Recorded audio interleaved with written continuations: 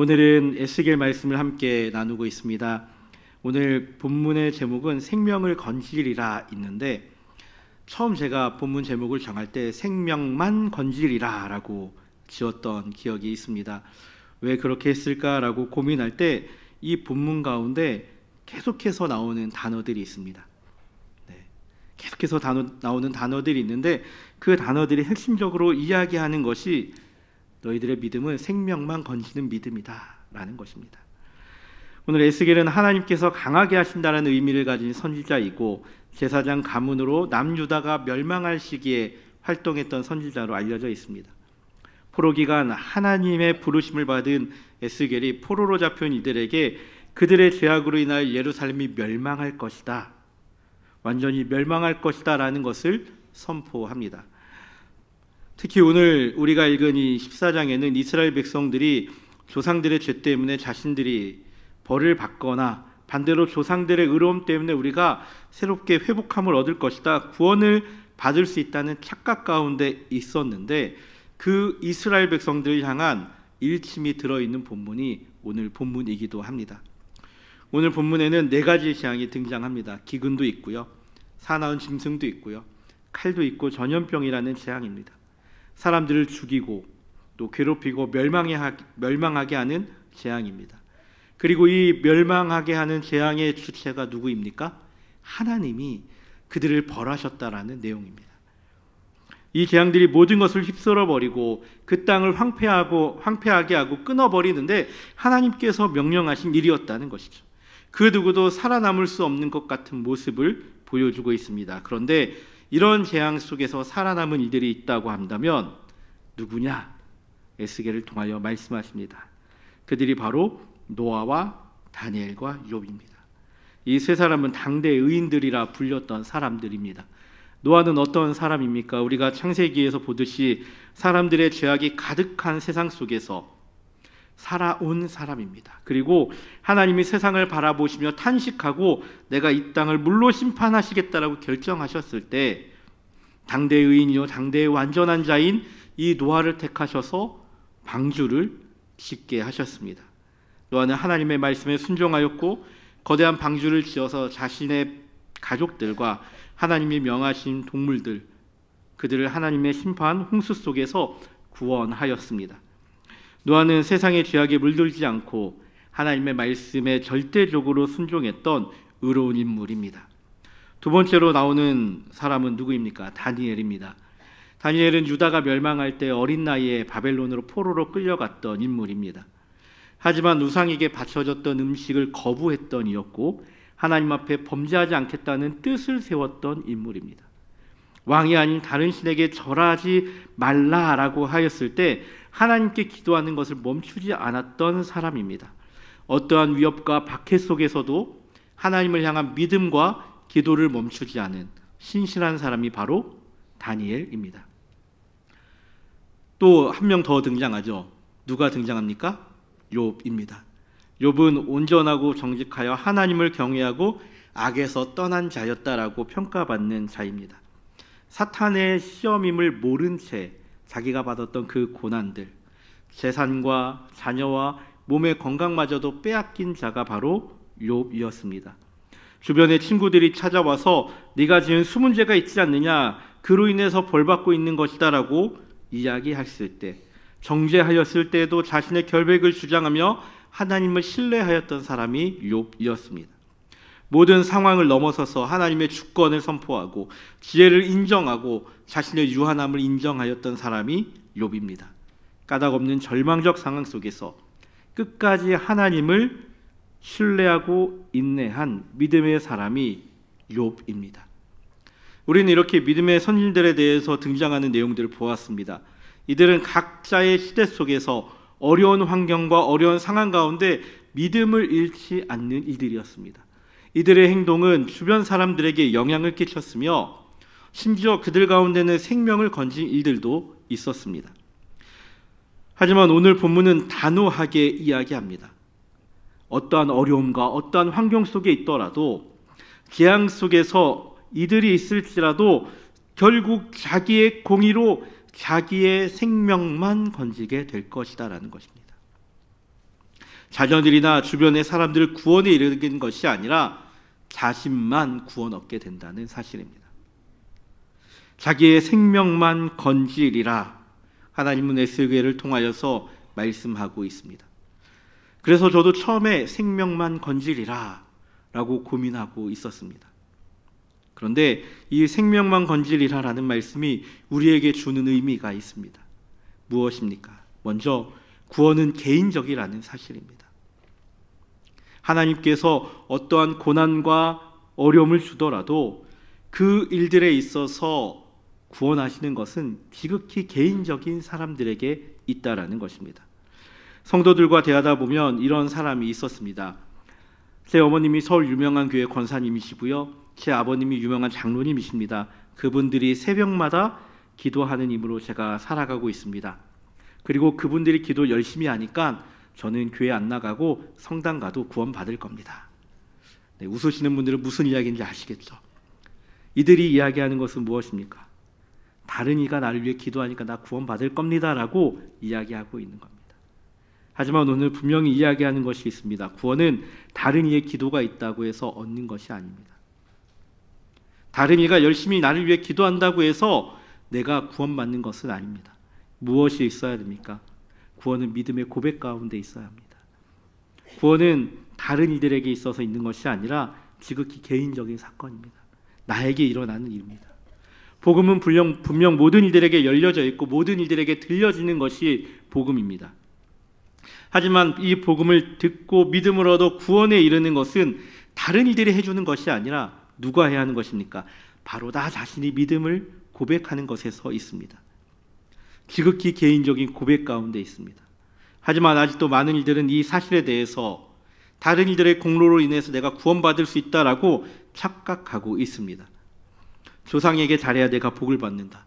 조상들에게 쌓은 공덕이 있어야 3대가 잘 된다.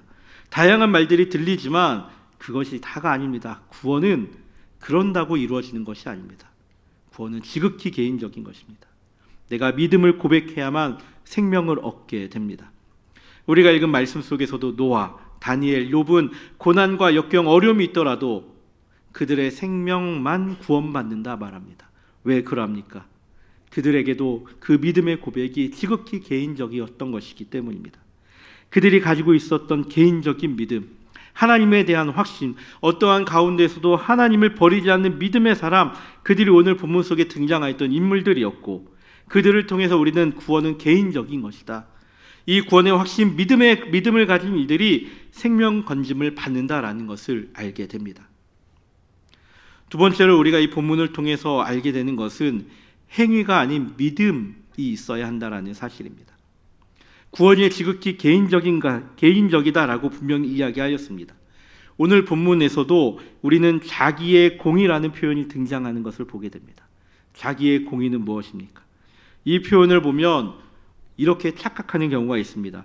우리 인간의 구원이 내 의로운 행위로 말미암아 생기는 것이다라고 생각하게 된다는 것이죠. 이것은 큰 착각입니다. 내가 가지고 있는 의로운 행동, 내가 가지고 있는 선한 일로 인해서 구원받는다는 것이 아닙니다. 왜 그러합니까? 인간은 의롭지 않기 때문입니다. 하나님의 기준에 도달할 수 없기 때문입니다. 사람이 아무리 선한 행동을 하고 아무리 착한 일을 한다 하더라도 하나님의 기준에 있어서는 의인이 아닙니다. 왜 그러합니까? 모든 사람은 범죄한 사람이기 때문에 그러합니다. 그 범죄한 것을 해결할 수 있는 방법이 없기 때문에 그러합니다. 성경은 기록 가운데 의인은 없다고 기록합니다. 하나도 없다고 기록합니다. 그러하기에 사람들이 하나님의 영광에 이르지 못한다고 로마서에는 분명히 기록하고 있습니다. 우리가 읽었던 성경 속에 있었던 노아와 다니엘, 욥도 행위적인 모습에게 있어서는 다른 이들에게 모범이 되는 사람들이 분명합니다. 그러나 그들의 행위가 성경의 기록에서 평가될 정도의 인물이었지만 그들이 평가가 있다고 해서 이들이 완전히 의로운 사람이다라고 평가할 수 있습니까? 하나님 앞에서 아무런 허물이 없다라고 말할 수 있습니까? 아니요, 그럴 수 없습니다. 노아만 보아도 홍수 이후에 노아는 술에 취하여서 벌거벗고 자고 난 후에 자신의 수치를 말한 함을 저주하였습니다. 자신의 무죄를 주장한 욥에 대해서도 직접적으로는 불의하다고 하지 않았지만 그 행위로는 구원에 이룰 수 없다라고, 그리고 그에게도 허물이 있음을 욥기 40장에도 기록하고 있습니다. 다니엘도 하나님의 임재의 영광 앞에서는 그 몸이 썩는 듯하다고 다니엘서 10장 8절에 고백하고 있습니다. 이들은 행위적으로는 의로운 사람이 분명합니다. 하지만 완전한 의인은 아닙니다. 행위의 의가 구원의 평가 기준이 아닙니다. 구원의 기준은 믿음입니다. 어떠한 환경 속에서도 의심하지 않는 그 믿음이 가장 중요한 것입니다. 행위로 받는 구원이 아니라 믿음으로 구원받는 것입니다. 그렇다면 여기서 한 가지 질문을 더하게 됩니다. 그럼 우리는 무엇을 믿어야 합니까? 누구를 믿어야 합니까? 이 질문의 답은 오직 한 분이신 예수 그리스도밖에 없음입니다. 예수 그리스도가 우리를 생명으로 건지십니다. 오늘 본문에 자신들의 의로는 자녀도 구원하지 못한다라고 고백하고 있습니다. 자기들의 생명만 건질 수 있었습니다. 즉 이들이 가지고 있는 의는 한계가 있다라는 것을 분명히 말하고 있습니다. 하지만 예수 그리스도는 다릅니다. 참 하나님이시자 참 사람이신 하나님은 자신의 의로 다른 이들을 구원하십니다. 본질적으로 죄가 없으시기에 완전한 의인이시기 때문에, 완전한 인간이시기 때문에, 완전한 하나님이시기 때문에 그분은 온전한 의를 보여주십니다. 예수님이 우리를 위해 고난당하시고 십자가에 죽으셨습니다. 인류의 모든 죄를 사하시고 그들을 의롭다 인정받게 할 온전한 의를 보여주셨습니다. 나만 구원받는 것이 아니라 우리 모두를 구원하게 하시는 이는 예수 그리스도밖에 없다라는 것입니다. 예수 그리스도의 의로 말미암아 하나님으로부터 의롭다함을 받은 우리들은 구원에 있어서 나만이 아니라 다른 이들도 구원에 이를 수 있는 길이 있다. 예수님을 믿으면 구원받는다라는 것을 보여주고 있습니다. 나의 생명만 건지는 것이 아니라 우리의 생명을 건지게 됩니다. 로마서 3장 23절부터 24절 말씀을 우리는 기억해야 합니다. 모든 사람이 죄를 범하였음에 하나님의 영광에 이르지 못하더니 그리스도 예수 안에 있는 속량으로 말미암아 하나님의 은혜로 값없이 의롭다 하심을 얻은 자 되었느니라. 아멘. 모든 사람은 하나님의 영광에 이르지 못하지만 그리스도의 십자가의 사랑은, 그 사랑으로 말미암아 우리가 하나님의 은혜로 우리들을 의롭다 하고 생명 건짐을 받게 되었습니다. 죄의 심판으로부터 해방되었습니다. 오직 예수 그리스도를 믿는 믿음밖에 없습니다. 그리고 그 믿음으로 한 생명을 건지는 것뿐만이 아니라 우리 모두의 생명이 건져집니다. 사랑하는 성도 여러분, 우리는 구원의 확신이 있습니까? 이 질문을 던질 때마다 한편으로는 두렵고 떨립니다. 이 질문을 던질 때마다 항상 제 자신에게도 물어보게 됩니다. 남이 나 대신 해주는 그 구원의 고백 말고 내 입술 가운데 고백하는 데 있어서 구원의 확신이 있으십니까? 내 옆에서 누가 아니야 이렇게 해야지 돼 라고 하는 말이 아니라 내 마음속 깊은 곳에서 그 누가 물어보더라도 당당하게 이야기할 수 있는 그 구원의 고백이 있으십니까? 구원은 지극히 개인적인 믿음의 고백입니다.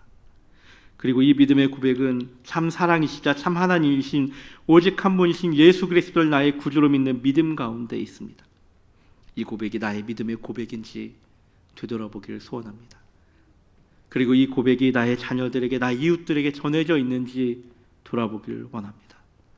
오늘 본문에서는 자신의 의로는 사람만, 자기만 구할 수 있다라고 합니다. 하지만 예수 그리스도의 그 의는 모든 이를 구원하는 놀라운 일입니다. 이를 위해서 우리들은 그 믿음의 고백을 내 입술 가운데 있게 해야 하고 내 옆에 있는 이들에게 있게 해야 하며 내 주변에 있는 이들에게 전파할 수 있어야 합니다. 예수님이 나의 구주 되심에 대한 믿음의 고백이 있을 때 우리들의 생명이 건져집니다. 혹 이 고백에 대해 의심이 있다면, 혹 이 고백에 대해서 흔들리고 있다면 우리는 하나님 앞에 용서를 구해야 합니다. 그리고 의심을 버리고 확신함으로 고백할 수 있어야 합니다. 우리가 이렇게 고백하고 함께 기도하기를 원합니다. 오직 예수 그리스도만이 우리를 구원에 이르게 하십니다. 따라하겠습니다. 오직 예수 그리스도만이 우리를 구원에 이르게 합니다. 이 고백 가운데 살아가는 믿음의 성도들이 되기를 예수님의 이름으로 축복합니다. 아멘. 우리